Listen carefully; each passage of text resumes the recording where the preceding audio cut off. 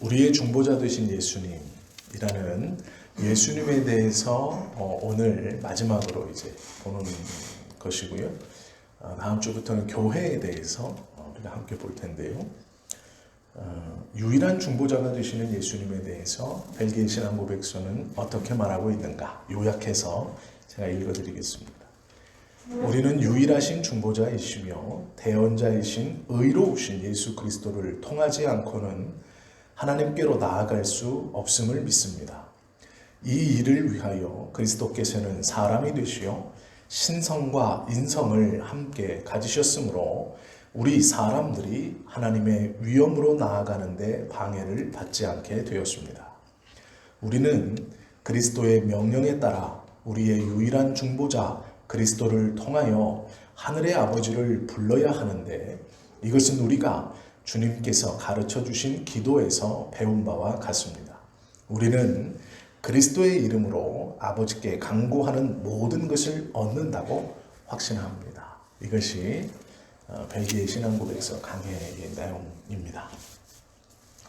하나님께서 처음 사람을 창조하셨을 때 그 첫 사람은 하나님의 음성을 직접 들을 수 있었습니다.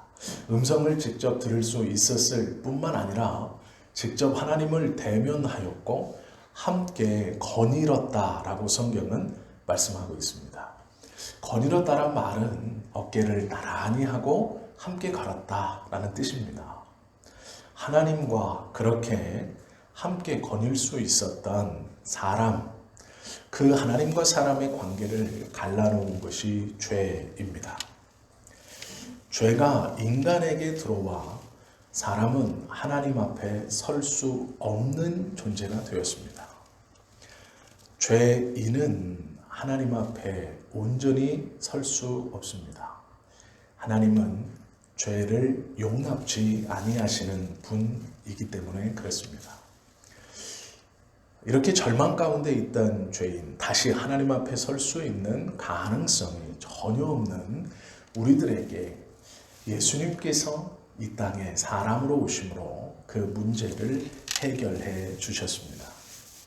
예수 그리스도의 십자가의 은혜, 정확히 말하면 우리가 아직 죄인 되었을 때에 하나님께서 우리를 사랑하셨고 그 하나님의 사랑으로 이 땅에 육신을 입고 오셨고 우리가 아직 어떠한 것도 하나님께 돌려드릴 가능성이 없을 때 예수님께서는 자신의 목숨을 버려 우리를 구원해 주셨습니다.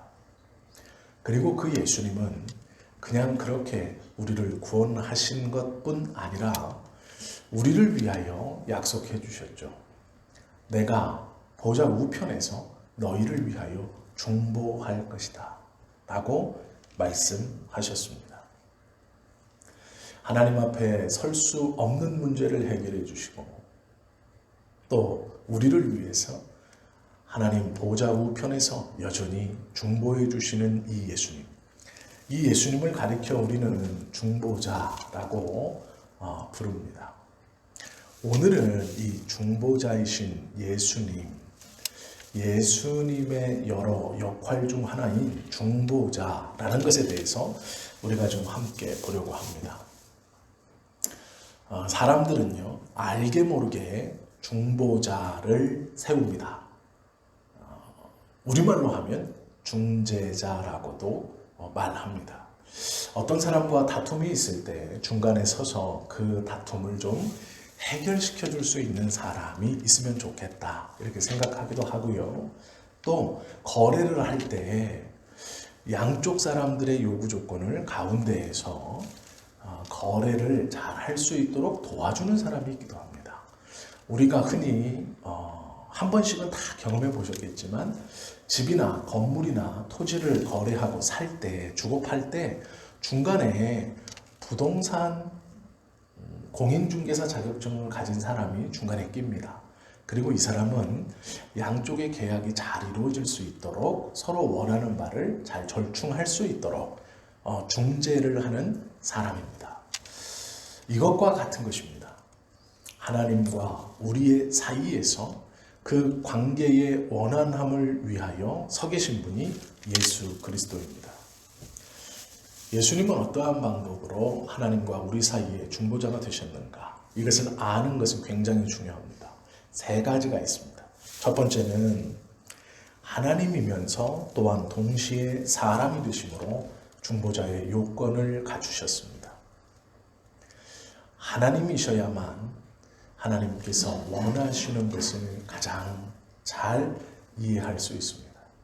또한 온전한 사람이셔야만 사람의 온전한 약점을 가장 잘 아실 수 있습니다.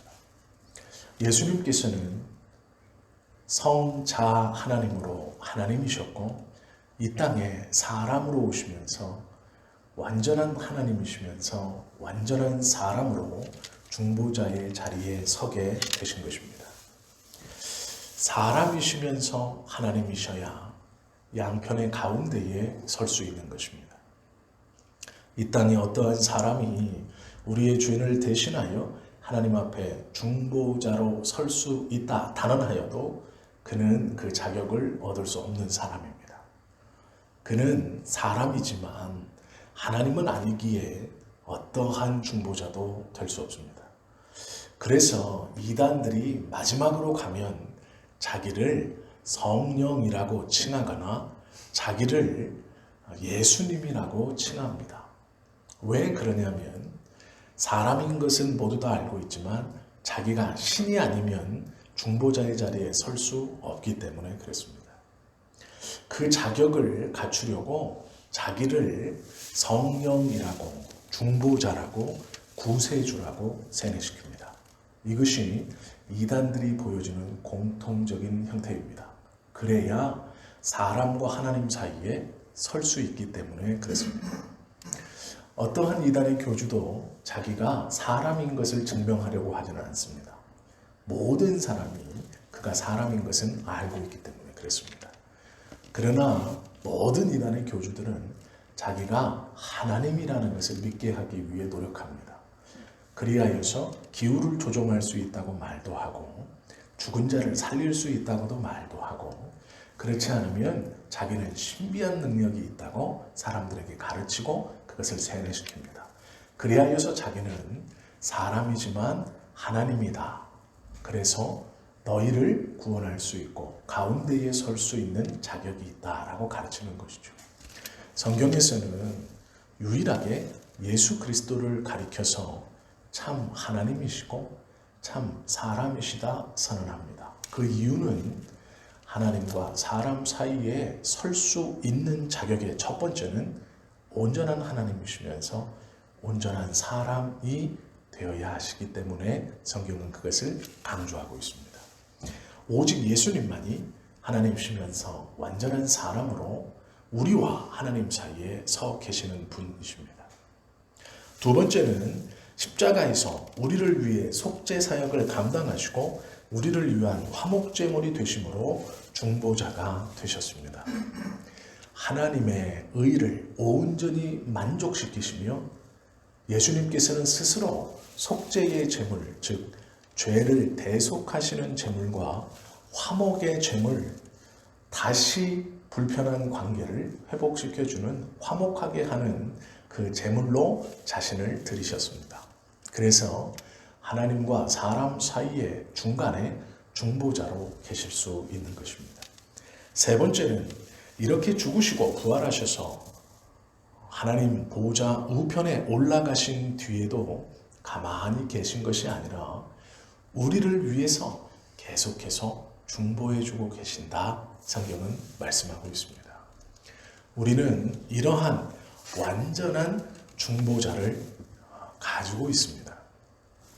히브리서 7장 25절은요 이렇게 말합니다. 이는 그가 항상 살아계셔서 그들을 위하여 간구하심이라 라고 말합니다. 여기서 말하는 그는 예수님입니다.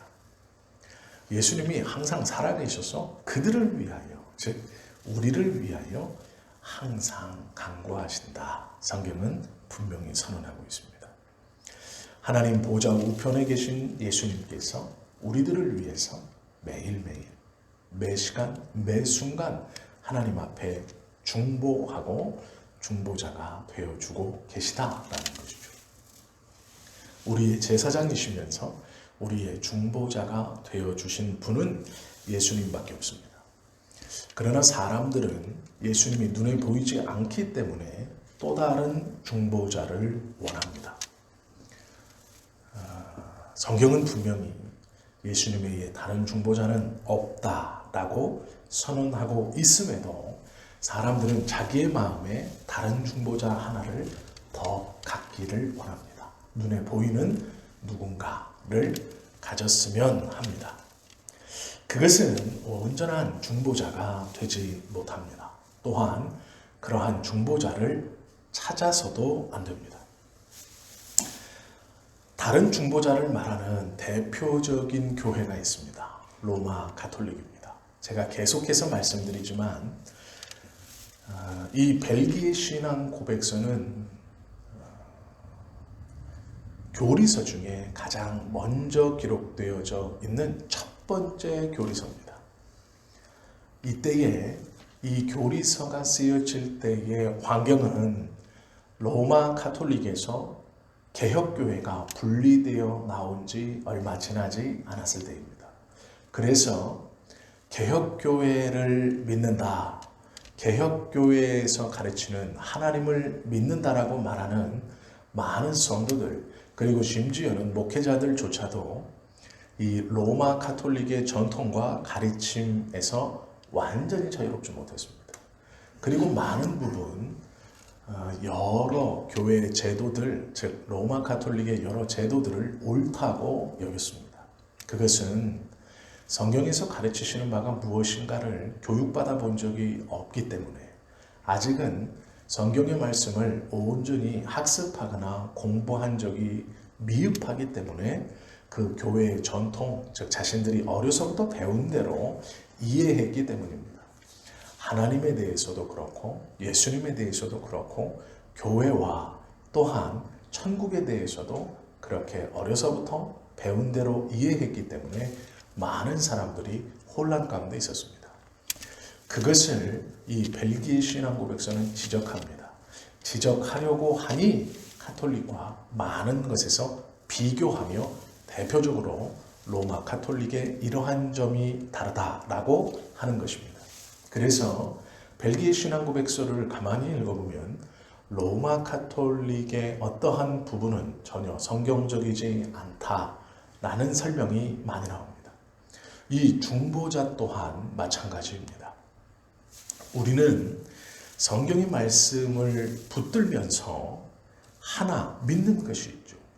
오늘 디모데전서 2장 5절에 보면 하나님은 한 분이시요 또 하나님과 사람 사이의 중보자도 한 분이시니 곧 그리스도이신 곧 사람이신 그리스도 예수라 정확하게 선언하고 있습니다. 그런데요, 이 벨기에 신앙 고백서를 보면 이런 말이 있습니다. 오해하실 수가 있으니까 벨기에 신앙 고백서에서 쓰여져 있던 내용과 함께 제가 이틀 전에 카톨릭 미사를 유튜브로 계속 보았습니다.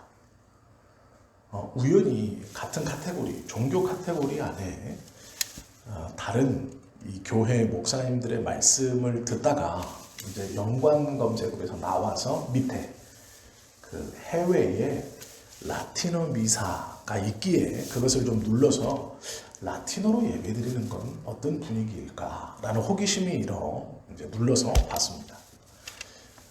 그러다가 이제 라틴어 예배를 쭉 보는데 이게 못 알아들으니까 영 없는 거예요. 그래서 그 밑에 이제 한국어 미사를 봤습니다. 특별히 명동성당에서 녹화해서 이렇게 보여주는 미사를 한참을 신청했습니다. 그 보는 중에 제가 이상한 걸 하나 느꼈습니다. 그것은 이겁니다. 그리고 제가 나중에 그 내용을 찾아봤더니 그 내용은 한국 천주교 주교회의라는 곳에서 발행한 카톨릭 기도서의 내용이었습니다. 이 카톨릭 기도서는 카톨릭 성도들이 어떻게 기도해야 하는지를 보여주는 모범 기도서 같은 것이었습니다. 즉 한국 천주교 주교회의에서 성도들은 이렇게 기도해라 라고 기도의 모범집을 내는 겁니다.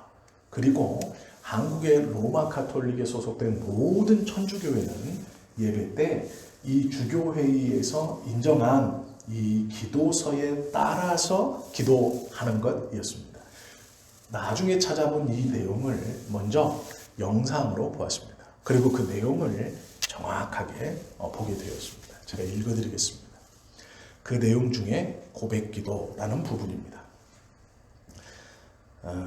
제가 자꾸 그 영상이 생각나서 이 운율이 자꾸 따라가더라고요. 제가 이걸 해보니까 그분들의 운율로 자꾸 제가 읽고 있어요, 나중에. 그래서 이거는 위험하다 싶어가지고 제가 그냥 딱 정차로 읽어드리겠습니다. 전능하신 하나님과 형제들에게 고백하오니 생각과 말과 행위로 죄를 많이 지었으며 자주 의무를 소홀히 하였나이다. 이게 이제 기도문입니다. 제 탓이요, 제 탓이요, 저의 큰 탓이옵니다. 이제 여기까지는 이상이 없어요. 고백의 기도인데, 근데 그 뒤에가 제 귀에 좀 거슬렸습니다. 그게 무엇이냐면, 그러므로 간절히 바라오니 평생 동정이신 성모 마리아와 모든 천사와 성인과 형제들은 저를 위하여 하나님께 빌어 주소서. 전능하신 하나님, 저희에게 자비를 베푸시어 죄를 용서하시고 영원한 생명으로 이끌어 주소서. 아멘. 이것이 고백기도의 내용입니다. 이것은 어떠한 개인이 고백하는 것이 아니고요. 가톨릭 한국 주교회의에서 인정한 기도서 안에 예배에 공적으로 고백해야 하는 내용입니다. 무엇이 이상한가 생각하실 수 있습니다. 그런데 이 내용이 이상한 겁니다. 그러므로 간절히 바라오니 평생 동정이신 성모 마리아와 모든 천사와 성인과 형제들은 저를 위하여 하느님께 빌어 주소서. 이 부분이 잘못된 것입니다. 왜 그렇겠습니까? 하나님 앞에 우리를 위하여 중보하고 계신 분은 예수 그리스도 뿐이십니다. 그러나 이 기도문 어느 곳에도 예수 그리스도의 이름은 등장하지 않습니다. 오히려 성모 마리아를 제일 앞에 두고 있습니다. 그 다음 천사와 성인들, 형제들을 부르며 하나님께 나를 위해서 기도해달라 부탁하고 있습니다. 이것은 매우 잘못된 것입니다. 중보자를 예수님에게 다른 것으로 구하는 것입니다. 성경은 분명 우리와 하나님 사이의 중보자는 예수님 한 분뿐이라고 말씀하고 있습니다. 어떠한 누구도 완전한 하나님이시면서 완전한 사람이지 못했습니다. 오로지 예수 그리스도뿐입니다. 어떠한 누구도 자신의 몸을 하나님께 드려 하나님의 의를 온전히 만족시키시면서 화목제물로 속죄제물로 드리신 분이 없습니다. 오로지 예수님 뿐입니다. 어떠한 사람도 하나님 보좌 우편에서 우리를 위해서 중보하고 계시는 분이 없습니다. 오로지 예수님 뿐입니다. 그럼에도 천사와 성인과 형제, 성모 마리아를 자신의 중보자로 세워 하나님께 빌어달라, 기도해달라 부르고 간구하는 것은 잘못된 것입니다. 이것은 중보자에 대한 모독입니다. 즉 하나님에 대한 모독입니다. 이것은 성경의 말씀을 정면으로 위배하는 것입니다. 우리의 구원자만이 우리의 중보자가 될 수 있습니다.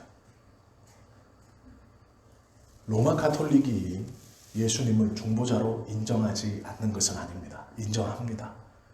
그런데 문제는 유일한 중보자가 아니라는 데 있습니다. 하나님과 우리 사이에 예수님께서 유일한 중보자가 되지 못하고 그 자리에 어느 순간 사제가 서서 사제에게 고해성사를 합니다. 일반 성도들은 하나님 앞에 자신의 죄를 직접 가지고 나아가지 못하고 사제를 하나님의 사이에 중보자로 세워서 그 사제에게 죄를 고백하고 사제는 죄 용서를 해줍니다. 이것은 예수님 외에 다른 중보자를 하나님과 자기 사이에 두는 어리석은 짓입니다. 어리석음으로 끝나면 좋지만 그것은 예수님을 이 땅에 보내신 하나님의 뜻을 정면으로 거역하는 짓입니다. 성경은 그러한 것을 절대로 기록해 놓고 있지 않습니다. 다른 중보자를 찾는 행위, 오늘 우리가 함께 본 본문 디모데전서 2장 5절에서 분명히 하나님과 사람 사이의 중보자는 한 분이다라고 말합니다. 또 그 분의 이름이 명확히 그리스도 예수이시다. 그러면서 그 앞에 완전한 사람이신이라고 붙여놓습니다.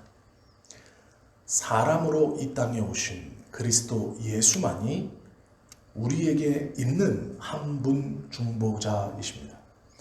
우리는 이 믿음으로 하나님 앞에 모든 기도를 드릴 때 예수님의 이름으로 기도 드린다라고 고백하는 것이죠.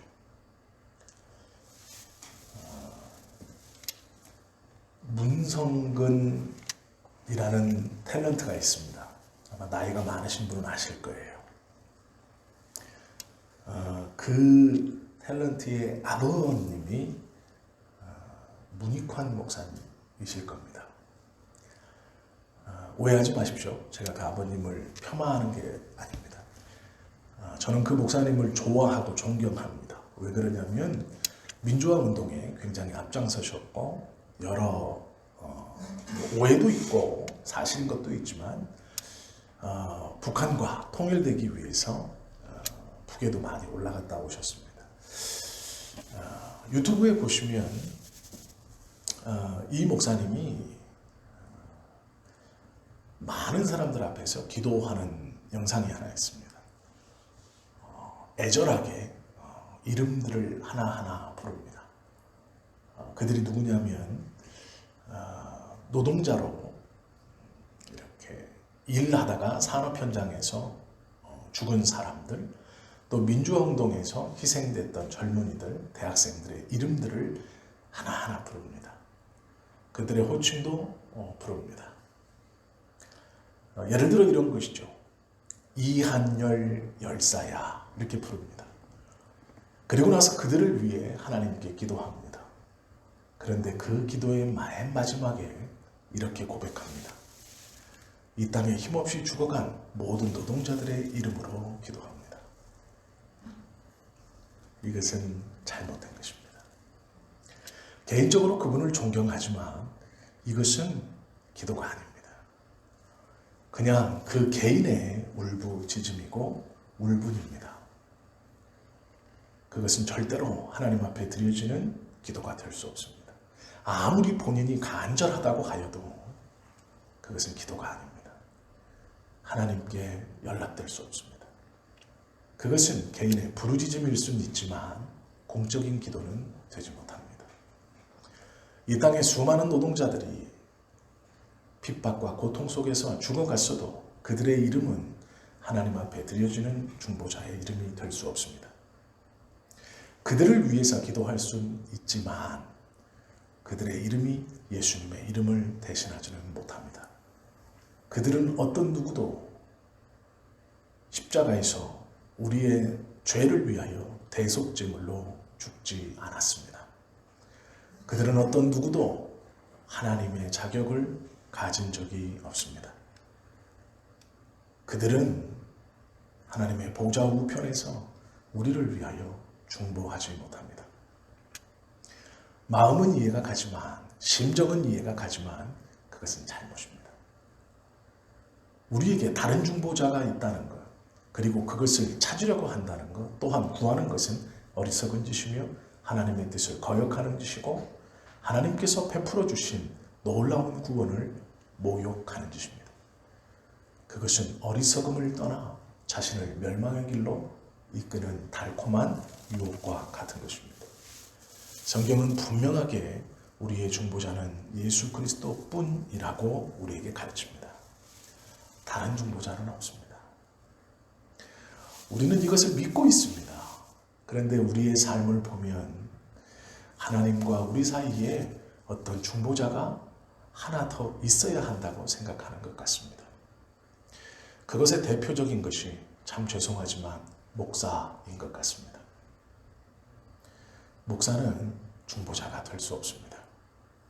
아무리 그가 영성이 뛰어나고 영역이 뛰어나고 이 세상 사람 같지 않아 보여도 절대로 그는 하나님과 우리 사이에 중보자가 되지 못합니다. 성경을 좀 잘 강론해 줄 수 있는 사람은 될 수 있지만 그는 중보자가 아닙니다. 성경은 목회자들을 가리켜 배나 존경할 자로 여기라 라고 권면하고만 있습니다. 존경할 자로 여기라 라는 것이 성경의 가르침입니다. 그 목회자가 절대로 중보자가 되지 못합니다. 우리도 어느샌가 누군가를 하나님과 자신 사이에 세워놓고 그를 중보자로 생각하는 잘못된 믿음을 가지고 있습니다. 그것을 과감히 내려놓으셔야 합니다. 우리가 기도의 마지막 때마다 언급하는 우리의 중보자이신 예수 그리스도, 그분 한 분만이 우리의 중보자이시며 성경은 분명히 예수님의 이름으로 기도하는 모든 것을 응답하겠다 약속해 주셨습니다. 요한일서 2장 1절에 보면 만일 누가 죄를 범하여도 아버지 안에서 우리에게 대언자가 있으니 곧 의로우신 예수 그리스도시라 선언하고 있습니다. 히브리서 10장 19절과 20절에는 그러므로 형제들아 우리가 예수의 피를 힘입어 성소에 들어갈 담력을 얻었나니 그 길은 우리를 위하여 휘장 가운데로 열어놓으신 새로운 살 길이요 휘장은 곧 그의 육체니라 말씀하고 있습니다. 예수님의 이름으로 우리의 죄를 용서받고 하나님 앞에 담대히 나아갈 수 있으며 그 예수님의 이름으로 하나님이 약속해 놓으신 천국에 갈 수 있다라는 것이 하나님의 약속의 말씀입니다. 우리가 혹여 다른 대언자를 찾거나 나도 모르게 그 다른 대언자가 예수님의 자리에 있다면 그것은 잘못된 것입니다. 우리에게 있는 예언자는 예수 그리스도 한 분이십니다. 교황이라도 그 자리를 차지할 수 없습니다. 목사들도 물론 그 자리를 차지할 수 없습니다. 나에게 아무리 잘해주는 어떠한 사람이나 나에게 큰 영향력을 끼친 어떠한 사람도 예수님 대신 그 자리에 설 수 없습니다. 우리의 기도의 마지막에 이름을 부를 수 있는 분은 예수 그리스도 한 분입니다. 그것이 하나님의 말씀입니다. 믿음을 가진 사람들에게 있는 유일한 중보자, 그리고 우리는 그 믿음으로 우리의 기도의 마지막에 예수 그리스도의 이름을 분명히 부르는 것입니다. 그 예수 그리스도의 이름의 자리에 다른 어떠한 것을 놓을 수 없다라는 것이죠. 하나님은 그리스도 안에 있는 우리들을 기쁘게 받으시겠다 약속하셨습니다. 하나님이 우리를 기쁘게 받으시는 조건은 우리가 그리스도 안에 있을 때입니다. 즉 예수님께서 보좌 우편에서 우리를 위해서 계속해서 기도해 주시기 때문에 우리를 하나님이 기쁘게 받으신다라는 것이죠. 만약 내가 예수님 외에 다른 중보자의 이름을 부르고 예수님 외에 다른 중보자를 찾거나 예수님 외에 다른 중보자를 믿는다면 그것은 하나님이 나를 기쁘게 받지 않으신다라는 것과 같은 의미입니다. 이 땅을 살면서 말씀을 믿지 못한다는 것은 우리의 믿음 전체가 흔들리는 일입니다. 말씀에서 약속해 놓으신 것을 믿을 때에 비로소 눈에 보이지 않는 것을 그 믿음으로 붙들 수 있는 것입니다. 지금은 하나님의 말씀이 우리의 삶에서 어떻게 역사하시고 나를 어떻게 이끌어 가시고 나를 어떻게 지켜주시는가에 대한 확신이 어떠한 사람보다 약할 수 있습니다. 아니 어떠한 단체보다 약할 수 있습니다. 좀 더 구체적으로 말씀드리면 그 하나님의 말씀이 어떤 목회자보다 어떤 교회보다 약할 수 있습니다. 그러나 그것은 잘못된 것입니다. 잘못된 신앙의 형태입니다. 예수님 외에 그 어떤 것도 우리에게 중보자가 될 수 없고 하나님과 나 사이에 세워서는 안 됩니다. 이것이 성경의 가르침입니다. 곧 하나님의 말씀이다라는 것이죠. 예수님 외에 다른 중보자가 없다는 것을 믿는 믿음, 오로지 예수님만이 하나님과 우리 사이에 중보자가 된다는 것, 그것을 붙드는 것, 이것을 우리는 신앙이라고 부릅니다. 나에게 바른 신앙이 있는가? 내가 예수님 외에 다른 중보자를 찾는가? 그것을 보시면 됩니다. 예수님께서 우리에게 복음을 허락해 주시고 우리로 구원케 하시고 끊임없이 계속해서 말씀을 통해 약속하신 바를 기억나게 하시는 것은 그만큼 하나님께서 우리를 사랑하시기 때문입니다. 하나님께서 우리를 사랑하시기에 그의 아들이신 성자 예수님은 하나님께서 사랑하는 우리를 하나도 잃지 않기 위해서 계속 하나님 보좌 우편에서 중보해 주시고 계시며 우리에게 보내신 성령을 통해 하나님의 말씀을 계속 상기시키시고 그 상기되어지는 말씀을 믿을 수 있는 믿음 또한 허락해 주시는 것입니다. 이만한 사랑을 받는다면 다른 것에 눈돌리거나 찾을 필요가 없는 것이죠. 그것만 온전히 알아도 하나님께 받은 사랑이 얼마나 큰 것인지를 우리는 깨달을 수 있고 예수님께서 나의 중보자가 되심이 얼마나 감사한 것인지를 우리는 알게 된다라는 것입니다. 바른 믿음으로 하나님의 은혜 아래 예수님을 우리의 중보자로 확신하고 지금처럼 앞으로도 은혜 아래 살아가실 수 있는 저와 여러분 모두가 되시기를 예수님의 이름으로 축원합니다. 기도하겠습니다.